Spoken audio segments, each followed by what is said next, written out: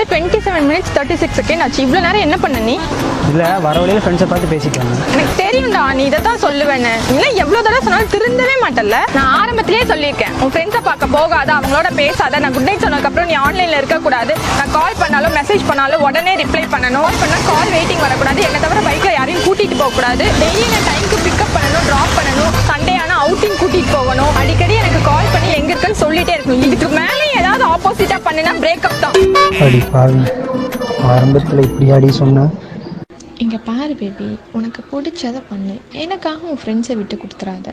எல்லார் கூடயும் time spend பண்ணு. அதில் எனக்கான டைம், எனக்கான ஸ்பேஸ் மட்டும் கொஞ்சம் கொடு. அது போதும் எனக்கு. என்னடா யோசிக்கிற? ஒன்றும் இல்லை, பேர் போகலாம்.